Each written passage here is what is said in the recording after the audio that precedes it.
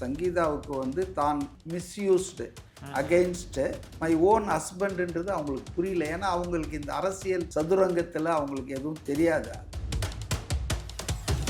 லண்டன்லேருந்து ஆன்லைனில் வந்து அவங்க அப்பியர் ஆகியிருக்காங்க. அவங்க ஒரு அரை மணி நேரம் பேசியிருக்காங்க. அவங்க சொல்லியிருக்காங்க, நான் என்னுடைய சுய நினைவோடு மன நிறைவோடு தான் இதை முடிவு எடுத்திருக்கேன். விஜயை பொறுத்த வரைக்கும் ஆலாலாங் அவர் இதே தான் மெயின்டைன் பண்ணிட்டு இருக்காரு. நான் என் மனைவியை பிரிய விரும்பலை, மனைவியோடு பிள்ளைகளோடு இருக்க தான் விரும்புகிறேன், சேர்ந்து வாழ தான் விரும்புகிறேன்றது தான் ஆலாலாங் அவருடைய லைனு. சங்கீதா அவர்கள் பேசினா வந்து விஜய் அவர்கள் இந்த அரசியல் வாழ்க்கையே முடிஞ்சிருச்சு, ஜேசன் சஞ்சய் அவர்கள் வந்து பேசினா அவருடைய அரசியல் வாழ்க்கையே முடிஞ்சிருச்சு அப்படின்ற மாதிரி வந்து சொல்லிட்டு இருந்தாங்க. ஆனால் இப்போ இரண்டு பேரும் சொல்லிட்டு இருந்தாங்கன்னா யார் என்னவோ வானத்திலேருந்து சொன்னாங்க. திமுக எதிர்கட்சிக்காரங்க பிரச்சாரம் பண்ணாங்க, லோயஸ்ட் இன் பாலிடிக்ஸ். திமுகவில் இருக்கிற எல்லா மந்திரிகளுக்குமே மோர் தென் ஒன் ஃபேமிலி இருக்குது எனக்கு தெரிஞ்ச வரைக்கும். 2, 3 வச்சுருக்கிறவங்களாம் இருக்காங்க. அதனால personal life need not be discussed in politics. எல்லா வானிலை மாற்றங்களுக்கும் பெஸ்டா இருக்கும் இந்த ரூபில் எக்ஸ்பிளைன்ஸ். மருத்துவம் முதல் பொறியியல் வரை உங்கள் கனவுகளுக்கு சரியான முகவரி Indira group of educational institutions. Call 9841385858. Holidays-nale adu namma GT Holidays da. You know you are special when you're with GT Holidays. மக்களே, அன்பு வணக்கம். இன்றைய நம்ம சிறப்பு நேர்காணலில் நம்முடன் இருப்பவர் அரசியல் விமர்சகர் CK மதிவணன் சார் அவர்கள். சார் வணக்கம். சார் வணக்கம். எப்படி சார் இருக்கீங்க? நல்லா இருக்கேன். ஆக்சுவலாக நேற்றைய தினத்திலிருந்து ஒரு நியூஸ் வந்து ரொம்பவே வைரலாக போயிருக்கு. அந்த நியூஸ் குறித்து வந்து நீங்கள் அந்த ஆரம்ப காலகட்டத்திலேருந்து பேசிகிட்டு இருக்கீங்க. எதை பற்றி பேசுகிறேன்னு தெரிஞ்சிருக்கும். விஜய் சங்கீதா அவங்களுடைய அந்த விவாகரத்து வழக்கு தான். அவங்களோட இந்த மனுவை வந்து வாபஸ் பெற்றிருக்காங்க. ஒரு பக்கம் வந்து அவங்க மீண்டும் சேர்ந்து வாழ போகிறதா ஒரு செய்திகள் வந்து வந்துட்டு இருக்கு. இன்னொரு பக்கம் வந்து அவங்க வந்து காம்ப்ரமைஸ் ஆகிட்டாங்க. சங்கீதா அவர்கள் கேட்ட தொகையை வந்து விஜய் அவர்கள் கொடுக்கறதுக்கு வந்து தயாராக இருக்காருன்னு சொல்லிட்டு ஒரு செய்திகள் வந்து போயிட்டுருக்கு. ஒட்டுமொத்தமாக இந்த வழக்கை வந்து நீங்கள் எப்படி பார்க்குறீங்க? ஏன்னா இப்போ திமுகவாக இருக்கட்டும், மற்ற எதிர்கட்சிகளாக இருக்கட்டும், இதெல்லாம் ஒரு கீ டூலாக வந்து பயன்படுத்திட்டு இருந்தாங்க. ஏன்னா சங்கீதா அவர்களை வச்சு தான் அந்த பெண்கள் ஓட்டை வந்து விஜய் அவர்களை உடைக்கணும்னு சொல்லிட்டு நிறைய வேலைகள் வந்து பார்த்தாங்க. ஒட்டுமொத்தமாக இப்போ அந்த எண்ணத்தில் வந்து மண்ணள்ளி போட்ட மாதிரி ஆயிடுச்சு. ரொம்ப நல்ல விஷயமாக தான் நான் பார்க்குறேன். ஒரு எல்லாருக்கும் குடும்ப வாழ்க்கை என்பது என்ன சிறப்பாக இருந்தால் தான் மற்ற துறைகளில், அது பொது வாழ்க்கையாக இருக்கலாம், அரசியல் வாழ்க்கை, எல்லாத்துலேயும் சிறக்க முடியுங்க. வீட்டில் நீங்கள் பிரச்சனையை வச்சுக்கிட்டு வெளியே போய் நீங்கள் என்ன செய்ய முடியுங்க? பீஸ் ஆஃப் மைண்ட் இருக்காது. நீங்கள் என்ன தான் பெரிய அதெல்லாம் கவலைப்படலைன்னா கூடங்க ஒரு ஓரத்தில் உங்களுக்கு டிஸ்டர்பன்ஸ் இருக்கும். அது ஹியூமன். நான் அடிக்கடி சொல்லுவேன், மனுஷன் நொண்டியாக கூட இருந்தெல்லாம் நான் ஒண்டியாக இருக்கக்கூடாதுன்னு அன்பே வேலை நாகேஷ் ஒரு வசனம் பேசுவான். ரொம்ப கரெக்ட் அது. அதுவும் ஒரு குறிப்பிட்ட வயசுக்கு மேலே பார்த்தீங்கன்னு சொன்னால் யூ நீட் கம்பேனியன். உங்களுக்கு ஒரு தோழி தேவைப்படும். ஆணாக இருந்தால் தோழி, பெண்ணாக இருந்தால் தோழன் தேவைப்படும். ஏன்னா ஏஜ் ரிலேட்டட் டிஃபிகல்ட்டிஸ்லாம் இருக்கும்.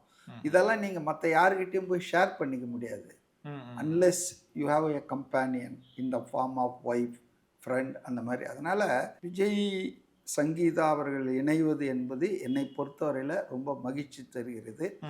இது வந்து தவிர்த்திருக்கணும். அவங்க வந்து கோர்ட்டுக்கு போனதையே தவிர்த்திருக்கணுன்றது தான் என்னுடைய. அதுவும் அந்த நீங்கள் சொன்ன மாதிரி சூஸ் பண்ண டைம் பாருங்கள், ஜஸ்ட் பிஃபோர் எலெக்ஷன். அதாவது அவங்கள வந்து யாரோ மிஸ்லெட் பண்ணியிருக்காங்க பொலிட்டிக்கல் ஆதாயத்துக்காக, அட்வான்டேஜுக்காக அப்படின்றது தான் நான் அப்போவே நினச்சேன் நான். ஏன்னா நீங்கள் கரெக்டாக சொன்ன மாதிரி பெண்கள் தான் கோர் ஓட் பேங்க் விஜய் அவர்களுக்கு.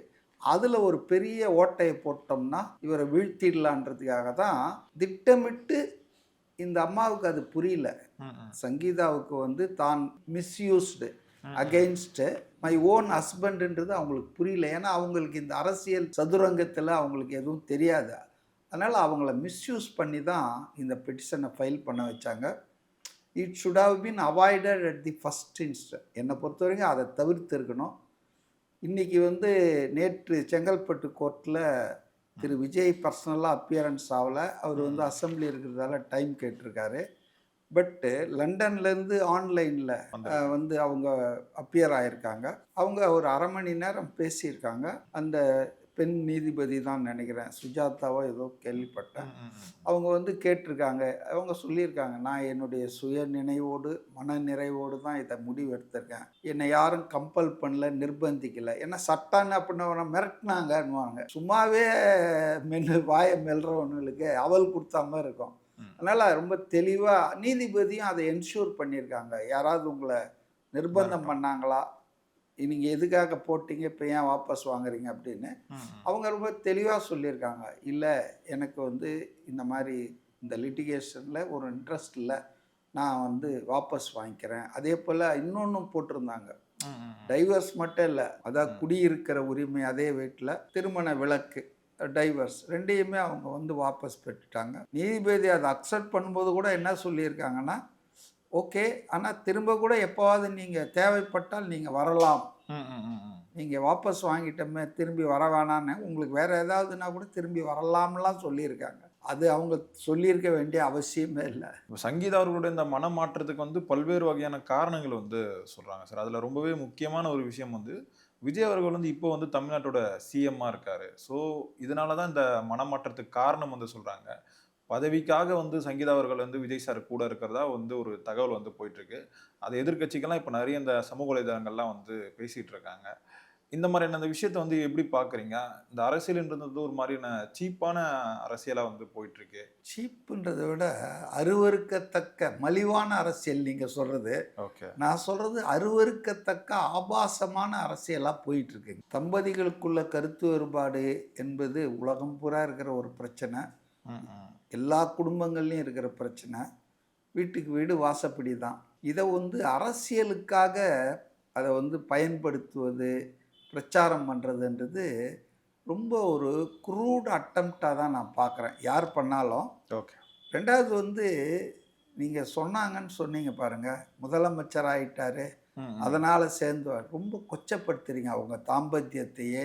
இல்லை இந்த மாதிரி சங்கீதாவுடைய அவங்களுடைய ஒரு கருத்து வேறுபாடு வந்தது, அதனால் கருத்து வேறுபாடோடு வாழ வேணான்னு பிரியணும்னு ஒரு முடிவு எடுத்தாங்க. அது தப்பான முடிவு தான். அதை அட்லீஸ்ட் இப்போ அதை சரின்னு அவங்க இந்த முடிவு வந்து நம்ம எடுத்தது தவறு, பிள்ளைகள் எதிர்காலம், கணவரின் அரசியல் எதிர்காலம், வாழ்க்கை அப்படின்னு அவங்க நல்ல முடிவு தான் எடுத்திருக்காங்க. அதை அப்படி தான் புரிஞ்சுக்கணும். மேபி அவங்களுக்கு இப்போ புரிஞ்சிருக்கோம், நம்ம தப்பாக புரிஞ்சுக்கிட்டோம் நம்ம கணவரை, அவர் மேலே சொல்லப்பட்ட சில புனைவுகள் கதைகளெல்லாம் நாம் நம்பிட்டோம், அது இப்படின்னு அவங்கள, இல்லைன்னா வேறு சிலர் நம்மளை மிஸ்யூஸ் பண்ணிட்டாங்க அவங்க அரசியல் சதுரங்கத்துக்கு அப்படின்னு கூட இன்றைக்கி அவங்களுக்கு ஒரு சிந்தனை வந்திருக்கலாம். அதனால் அவங்க வாபஸ் பண்ணியிருப்பாங்களே ஒழிய, நீங்கள் முதல்ல கூட ஒன்று சொன்னீங்க, செட்டில்மெண்ட் ஆயிடுச்சு, அவர் கேட்குற தொகையை கொடுத்துட்டாரு அப்படின்றதால அவங்க வாபஸ் வாங்குறாங்கன்னு ஒரு கதை ஓடிட்டு இருக்கு. C, if you want to separate legally from your husband, the only way and only way is divorce. Okay. So divorce அவங்க வாபஸ் வாங்கிட்டாங்கன்றதே அவங்க வந்து பிரிந்து வாழ விரும்பலை. விஜயை பொறுத்த வரைக்கும் ஆலாலாங்க அவர் இதே தான் மெயின்டைன் பண்ணிட்டு இருக்காரு. நான் என் மனைவியை பிரிய விரும்பலை, மனைவியோடு பிள்ளைகளோடு இருக்க தான் விரும்புகிறேன், சேர்ந்து வாழ தான் விரும்புகிறேன்றது தான் ஆலாலாங்க அவருடைய லைனு. அதனால தான் அவர் டைவர்ஸ் கொடுக்கவே இல்லை. அவர் கொடுக்க மாட்டேன்றாருன்னு தான் இவங்க நீதிமன்றத்துக்கே வந்தாங்க. இப்போ ரெண்டு பேருமே அவங்க தரப்பு வக்கீலும் சொல்லிட்டு இருக்காரு, விஜய் தரப்பு எங்களுக்கு எந்த அப்ஜெக்ஷன் இல்லை, நாங்கள் தான் ஏற்கனவே சேர்ந்து வாழணுன்றதுக்காக தானே நாங்கள் லைன் எடுத்துகிட்டு இருக்கோம், அதனால் சேர்ந்து வாழ்வதற்காகத்தான் அவங்க இந்த முடிவு எடுத்திருக்காங்களே தவிர, இதில் ஏதோ முதலமைச்சர் ஆகிட்டாருன்னா, ஏங்க ஊருக்கு ராஜானாலும் வீட்டுக்கு பிள்ளை தானேங்க. நீங்கள் வந்து ஊரில் பெரிய ஆளாக இருக்கலாம், உங்கள் வீட்டில் நீங்கள் கணவன் தான், அப்பா தான் பிள்ளைக்கு, நீங்கள் மகாராஜானா ரோட்டில் தான்.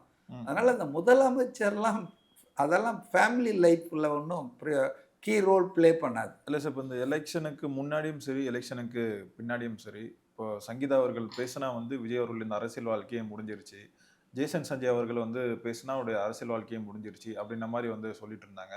ஆனால் இப்போ இரண்டு பேரும் சொல்லிட்டு இருந்தாங்கன்னா யார் என்னவோ வானத்திலேருந்து சொன்னாங்க. திமுக எதிர்கட்சிக்காரங்க பிரச்சாரம் பண்ணாங்க, லோயஸ்ட் இன் பாலிடிக்ஸ். நீங்கள் அரசியல் ரீதியாக ஒரு அரசியல் கட்சி, ஒரு அரசியல் தலைவரை விமர்சிக்கலாம், ஆனால் ஒரு பர்சனல் லைஃப் எடுத்துக்கிட்டு பேசுறது, அவதூறு பண்ணுறது இருக்கு பாருங்க, அது வந்து ரொம்ப மோசமான ஒரு அரசியல் கலாச்சாரமாக தான் நான் பார்க்குறேன்.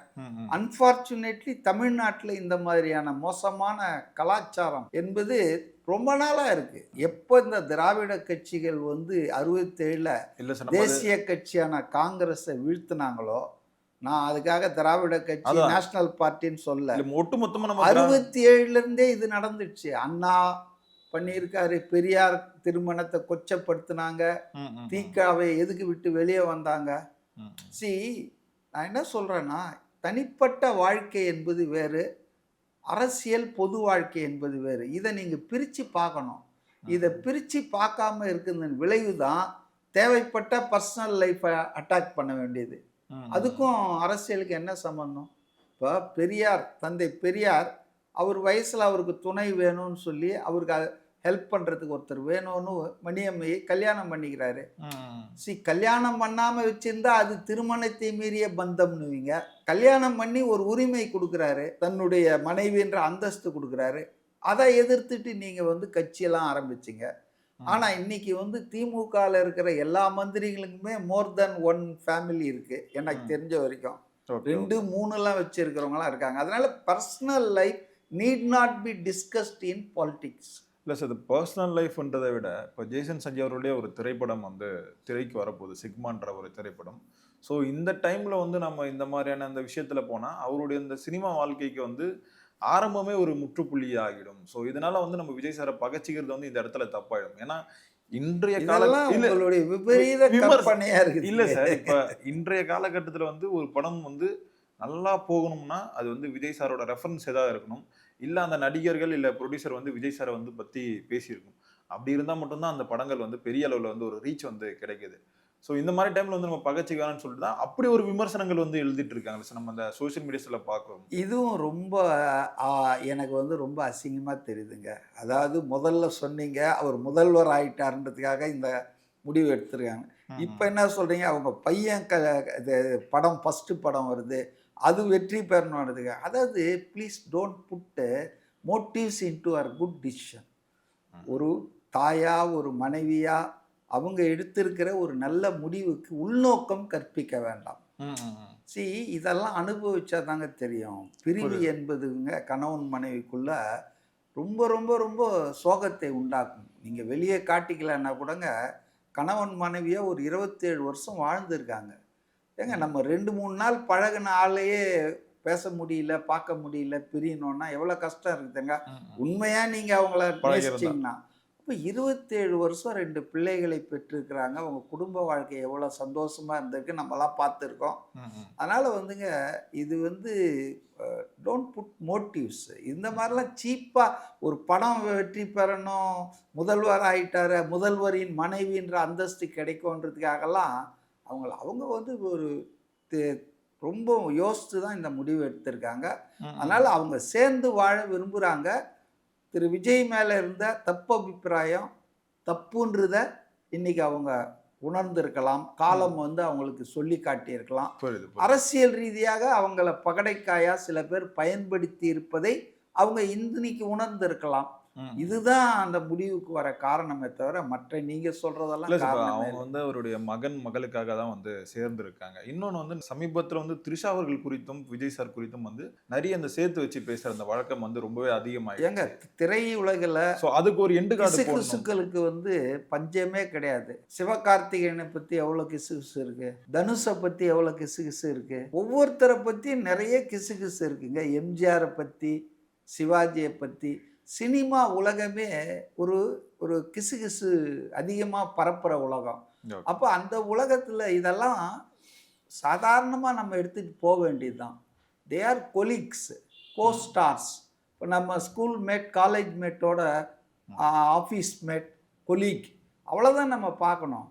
அதுக்கு கண்ணு, காது, மூக்கெல்லாம் வச்சு சினிமா ஏன் டிஃப்ரெண்ட்டான மீடியம்ன்றனா, நீங்கள் ஸ்கூல்லையோ காலேஜ்லேயோ ஆஃபீஸில் பண்ணால் ஒரு லெவலுக்குள்ளே தான் இருக்கும் உங்கள் உறவுகள். அது வந்து அந்த அளவுக்கு நெருக்கம் இருக்காது. ஆனால் இங்கே காட்சியை நெருங்கி நடிக்கிற மாதிரி இருக்குமே, புரியுது, கட்டி அணைக்கிற மாதிரி இருக்கும், அவங்கள வந்துட்டு இது பண்ணுற மாதிரி இருக்கும். அப்போ இது மாதிரி காட்சிகள்லாம் வரும்போது கிசுகிசுக்கள் உருவாவது இயற்கையாக உருவாகும். சும்மாவே கதை கட்டுறவனுங்க. அதனால் வந்துங்க இதை வந்து இக்னோர் பண்ணணும். இப்போ ஒரு டாக்டர் இருக்கார், டாக்டர் வந்து ஒரு மேல் டாக்டர் ப்ரெக்னென்சி ஒரு ஃபீமேலுக்கு பார்க்குறாருன்னு சொன்னால் அவர் டாக்டராக தான் இருப்பார், டாக்டராக தான் பார்ப்பார். அப்போ தொழில் அது. நீங்கள் அதை வந்து வேற மாதிரி கண் கொண்டு பார்த்தீங்கன்னா அது உங்கள் பார்வை கோளாறு. இல்லை சார், இப்போ அது மற்றவர்கள் வந்து இப்போ இந்த பொது மேடைகளில் வந்து பேசுகிறாங்க. இப்போ சமீபத்தில் வந்து உதயநிதி ஸ்டாலின் அவர்கள் வந்து பேசியிருந்தார். அது ஒரு அவர் மிகப்பெரிய பேசலைங்க. அவர் என்ன பண்ணாருன்னா, ஒரு இரட்டை அர்த்தத்தில் கீழே இருந்து திரிசா திரிசான்னு கத்துனாங்க. ம், ம். அப்போ அவர் வந்து அதுக்கு வலுவூட்டும் வகையில் இந்த ஒரு Comment மோசமான ஒண்ணு விஷயத்துக்கு எங்கே தண்ணி வரலனாலும் இங்கே தண்ணி வந்தாகணும்னு சொல்கிறார். ரொம்ப அவரெல்லாம் அரசியல் இருப்பதுக்கே லாய்க்கு இல்லாத ஆளுன்றதை காட்டிட்டார். ஸோ இந்த மாதிரியான விஷயங்கள் வருது. ஸோ இதுக்கு நாம் ஒரு எண்டு கார்டு போடுவோம். அதுக்காக இல்லை அதனாலே எண்டு கார்டு ஆயிடும்லாம் சொல்லாதீங்க. அதாவதுங்க அவதூறு பேசுகிறவங்க, அதாவது ஒரு பழமொழி கூட ஒரு கவிஞர் சொல்லுவார், கலங்கம் சொல்ல கற்பிக்க ஒருத்தன் பிறந்து விட்டால் கண்ணகி வாழ்விலும் கலங்கம் சொல்கிறவன் இருப்பான். அதனால நம்ம மனசாட்சி தாங்க, மற்றவங்க சொல்கிறத மற்றவங்க பேசுறதெல்லாம் நம்ம எடுத்துக்கவே கூடாது. என் மனசாட்சி என்ன சொல்லுது, எனக்கு தெரியும் நான் நல்லா தான் போயிட்டுருக்கேன்னு. விஜய் கூட அதனால தான் நீங்கள் பார்த்தீங்கன்னா, ஐயோ இப்படி சொல்லிட்டாங்கப்பா அவங்க தவிர்க்கணும், அவங்க கூட அப்படிலாம் பார்க்கல அவர். அப்படின்னா அவங்க சொன்னது ரைட்டுன்னு நீங்களே ப்ரூவ் பண்ணுற மாதிரி இருக்கும். த்ரிஷாவோடு பழகுவதை அவர் ஒரு நட்பு ரீதியாக தான் வச்சுக்க, ஒரு கொலிக்கு கோஸ்டார்னு தான் பார்க்குறாரு. அதனால தான் அவர் மூடி மறைக்க வேண்டிய அவசியம் இல்லை. திருட்டுத்தனமாக ஏன் அவர் வந்து பண்ணணும்? அப்படி தான் அவரை பொறுத்த வரைக்கும் அவருக்கு மனசில் ஒன்றும் இல்லை, தெளிவாக இருக்கார். ஒரு கொலிக், ஒரு கோஸ்டார், வெல்விஷர், பெஸ்ட் ஃப்ரெண்டு, அவ்வளோதானே. ஏன் அவர் ஆணும் பெண்ணும் ஃப்ரெண்டாகவே இருக்க முடியாதா? அப்படி தான் நம்ம புரிஞ்சுக்கணும். அதுவும் சினிமா உலகத்தில் இது வந்து மிகப்பெரிய அகழிங்க. இப்போ சினிமா உலகத்தில் ஒரு 30 வருஷம் சக்ஸஸ்ஃபுல்லாக வாழ்ந்திருக்காரு. அவர் மேலே ஏதாவது ஒன்று ஒட்டி இருக்கா? 5 வருஷம் இருந்த நம்ம உதயநிதி ஸ்டாலின் மேலே ஏகப்பட்டது ஒட்டி இருக்கு, 10-15 ஒட்டி இருக்கு. தனுஷ் அது வேணா அதனால இல்லை, நான் சொல்கிறேன் 30 வருஷம் ஒரு ஆள் இருந்துட்டு இந்த மாதிரி ஒரு கெட்ட பேரே வரலையே. தப்பு பண்ணுறவன் எப்படி ஒன்றாலும் தப்பு பண்ணுவான்ல, அது வாய்ப்பு அதிகமாச்சு சினிமாவில்.